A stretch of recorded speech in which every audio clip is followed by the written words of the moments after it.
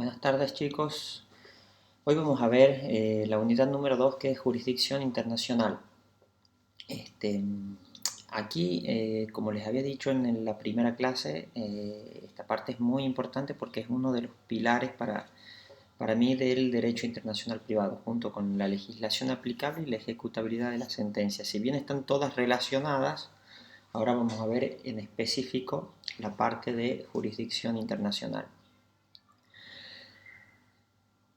Lo primero que hay que tener en cuenta es que el juez que normalmente entiende la causa es, o sea, si no existen normas de derecho internacional privado, lo que hace en principio ese juez, digamos, es aplicar su propio derecho. Entonces, al aplicar su propio derecho, suele determinar su propia jurisdicción. Esto para lo que hablábamos, ¿se acuerdan? Donde decíamos si que era primero, si la ley aplicable o la jurisdicción competente. Entonces, la justificación es que cuando un juez le llega una causa por el motivo que sea, si no tiene ninguna norma específica en su legislación, en su propio derecho, que le diga que tiene que aplicar otro derecho, va a aplicar el suyo.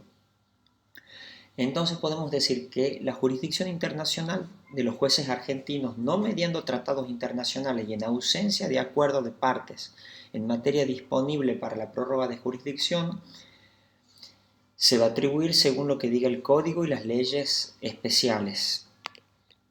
¿Qué significa esto? Esto es lo que está redactado en el artículo 2601 del Código Civil y Comercial, y lo que dice en definitiva este artículo que habla sobre la jurisdicción internacional es que los jueces van a entender siempre y cuando no haya un tratado internacional o que las partes hayan pactado que la jurisdicción competente sea otra y no la de ese juez que está por entender. Obviamente que, fíjense que cuando habla de acuerdo de partes, el artículo dice que tiene que ser solo en materias disponibles para la prórroga de jurisdicción. Eso, ¿qué es la prórroga de jurisdicción? Eso lo vamos a ver ahora también, pero bueno, les voy adelantando que es solamente las materias que las partes pueden decidir que las vea un juez o que las vea otro juez. Hay materias en las que las partes no pueden decidir y sí o sí le toca al juez que dice ya sea el tratado o la ley. Entonces, en los casos que no hay acuerdo o que, o que no hay un tratado o que no hay nada que diga, sí se va a aplicar ahí en ese caso la ley interna. Ahora vamos a ver qué son las normas de conflicto y las normas de jurisdicción. Las normas de conflicto son las que atañen al aspecto sustancial de la relación jurídica internacional. Y las normas de jurisdicción son las que tienen naturaleza eminentemente procesal. O sea, las normas de jurisdicción, para que ustedes las sepan distinguir de las normas de conflicto, tienen que tener en cuenta son las que no atañen a ningún aspecto sustancial, digamos, de esa relación jurídica. ¿Se acuerdan cuando analizábamos la norma indirecta? Y yo les decía que la norma indirecta puede ser tanto, no solo para determinar la ley aplicable, sino también la jurisdicción. Bueno, la diferencia con estas normas que determinan las jurisdicciones que son procesales generalmente, tienen una naturaleza eminentemente procesal, mientras que las otras describen una situación mucho más sustancial. Entonces esa es la gran diferencia que tienen las normas de conflictos y las normas de jurisdicción. Hay un principio que es el que también el que les comentaba hace un rato, que es el que está muy dividido también en la doctrina, que es el del paralelismo, que dice que debe entender en la causa el juez cuyo derecho se debería aplicar. En estos casos la jurisdicción vendría a ser accesoria al derecho aplicable. Acá este principio lo que hace es decir, la ley, o sea, el derecho aplicable es más importante que la jurisdicción, digamos. O sea, la jurisdicción es algo accesorio que está determinado en definitiva por el derecho aplicable. Entonces le da al pilar, digamos, del derecho aplicable una importancia mayor y al pilar de la jurisdicción lo establece como si fuese algo accesorio. Obviamente que este principio no puede ser aplicado, digamos, incondicionalmente, porque va iría en contra de la esencia del derecho internacional privado, que era la crítica que le hacíamos también en la clase pasada, ya que un juez, si aplicamos siempre este derecho, este principio, nunca va a terminar aplicando este derecho extranjero. Por otro lado, tenemos también otros tipos de normas que son las normas de policías. Las normas de policía tienden a proteger ciertos intereses nacionales, como la seguridad interior, el régimen tributario y el medio ambiente. Estas normas excluyen a priori el derecho extranjero y somete la cuestión al derecho nacional. ¿Se acuerdan cuando hablábamos de los países que son territorialistas en este sentido? Bueno, las normas de policía suelen ser territorialistas y lo que hacen es que deciden aplicar nuestro derecho porque generalmente se las deja, o sea, se está tratando acá de cuestiones que son importantes importantes para el Estado y que no pueden quedar sometidas a la decisión de un extranjero, digamos. Entonces se lo pone a priori que lo va a entender los jueces nacionales. Ahora vamos a ver la parte más importante de esta bolilla, que es determinar los distintos tipos de jurisdicciones. Aquí vamos a ver jurisdicciones directa e indirecta, jurisdicciones únicas, exclusivas y concurrentes, y después al final jurisdicciones unilaterales y multilaterales.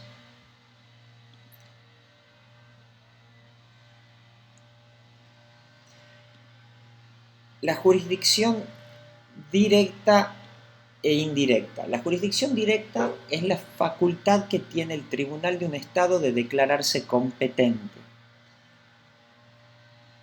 Les voy a leer las dos y después y después vamos a analizar cada una. Y la jurisdicción indirecta vendría a ser cuando el tribunal analiza la competencia del juez extranjero para su reconocimiento o ejecución. Acá tenemos que volver a los tres pilares que yo le decía. Sobre todo para ver la jurisdicción indirecta. ¿Por qué? Porque lo que hace el juez en la jurisdicción indirecta es analizar justamente la competencia de ese juez que ha ya dictado sentencia en el extranjero para que la sentencia justamente esa sea reconocida en nuestro Estado o sea ejecutada en nuestro Estado, porque muchas veces lo que genera el derecho internacional privado es que la sentencia que se dicta solo puede ser efectiva si se lleva, o sea, si sus efectos se producen en otro Estado diferente al que se la ha dictado, donde ese juez que la ha dictado generalmente no tiene competencia. Entonces, el juez de ese estado donde recibe esa sentencia tiene que analizar la competencia del juez que ha dictado la sentencia o sea, analizar la competencia del juez extranjero para reconocerla y ejecutarla. Esta vendría a ser la indirecta, mientras que la directa es cuando ya el juez analiza ya su propia competencia para declararse competente. Después tenemos las jurisdicciones únicas. La jurisdicción es única cuando se basa en la necesidad de protección de intereses nacionales, como cuando deriva de normas de policía, aunque también se encuentran normas indirectas. Entonces tenemos que las jurisdicciones pueden ser obviamente únicas en los casos de normas de policía. ¿Por qué? Porque no puede ser más que la nacional en ese caso, porque estaríamos ante cuestiones que el Estado ya a priori definió que son competencia nacional y que no pueden ser definidas por tribunales extranjeros. Cuando una jurisdicción es exclusiva, o sea, utiliza también una sola conexión procesal, igual que la única, es decir, es solo una jurisdicción la competente. Acá no hay posibilidad de que haya más de un tribunal competente, pero no tiene la rigidez de que sea la nacional, o sea, no es territorialista como la única, es exclusiva, o sea, es solo esta jurisdicción es la aplicable, pero no necesariamente va a terminar siendo la de nuestro país, sino que también puede ser la de otro. Pero sí tiene la característica que no permite esa posibilidad de que exista más de una jurisdicción, por eso se llama exclusiva. Cuando una jurisdicción es concurrente, acá en este caso ya el actor tiene a su disposición varios foros a los cuales litigar, o sea, acá se le da justamente la posibilidad al individuo de que elija una jurisdicción. ¿Se acuerdan cuando veíamos las clasificaciones también de los puntos de conexión en la clase pasada? Veíamos la posibilidad esta, de que se pueden dar, que haya una jurisdicción que sea competente y eso no quite que la persona puede elegir otra jurisdicción que también sea competente. ¿Cuál es el problema que puede llegar a tener esta jurisdicción concurrente? La litispendencia. ¿Por qué? Porque al haber más de un juez que sea competente en uno o más estados, puede dar la posibilidad de que se inicien dos juicios con la misma causa y que se dé la litispendencia y tengamos después algún fallo contradictorio. La jurisdicción subsidiaria. ¿Qué es la jurisdicción subsidiaria? La jurisdicción subsidiaria se da cuando la ley dispone que en primer lugar deberá acudirse a una jurisdicción y solo en ausencia de ella se abre la posibilidad de otra jurisdicción. Esto también lo hemos visto en la clase pasada. Acá es donde, a diferencia de la concurrente, que el actor puede decidir en un primer momento si iniciarlo en el país A o en el país B, en la subsidiaria acá no puede elegir de entrada entre el país A o B, sino que sí o sí tiene que elegir el país A, y en caso de que el país A no funcione, puede elegir el país B. Esa es la diferencia entre la jurisdicción concurrente y la jurisdicción subsidiaria. Vamos a seguir.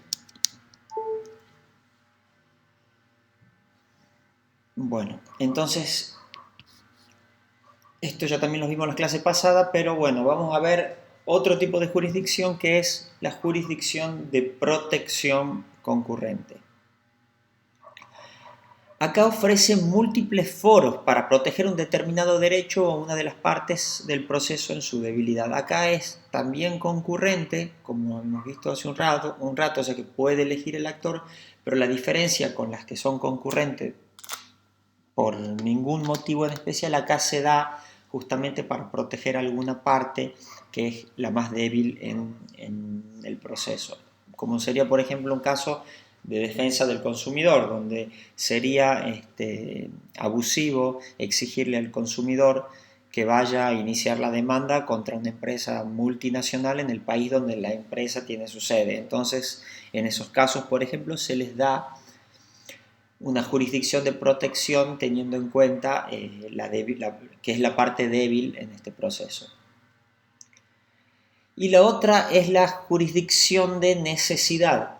¿Cuál es la jurisdicción de necesidad? Esta es la que se da para evitar la denegación de justicia. Estos son casos especiales donde solo la parte que inicia, por ejemplo, una demanda no tiene otra opción que iniciarla en ese lugar, y en el caso de que no la inicie no va a tener justicia. Entonces, en esos casos excepcionales se le puede dar la posibilidad al actor de que para evitar que no exista justicia, digamos, se le niegue el acceso a un tribunal. Entonces, en esos casos especiales tenemos la jurisdicción de necesidad. También las podemos clasificar a las jurisdicciones como, que esto lo hemos visto también en la clase pasada, en unilaterales y multilaterales. ¿Cuáles son las unilaterales? Las unilaterales son las que está fijada de manera nominativa, estable y determinada. O sea, nos dice la jurisdicción competente para este caso particular va a ser la de tal lugar. Entonces no hay duda de eso y es solo un lugar donde lo determina la misma norma. Es estable, determinada y es nominativa. Entonces, a diferencia de la multilateral, donde la indicación de la jurisdicción es abstracta, genérica y determinada. ¿Qué significa que es abstracta y genérica? Que no nos da un punto, digamos, un punto fijo como sí lo da la unilateral. Por ejemplo, el caso del acreedor que puede elegir para demandar entre varias jurisdicciones. Acá no nos dice solo podés en tal lugar, sino que podés en tal y tal y tal lugar. Un ejemplo de una jurisdicción multilateral serían las concurrentes que veíamos hace un rato, mientras que las únicas, por ejemplo, serían unilaterales.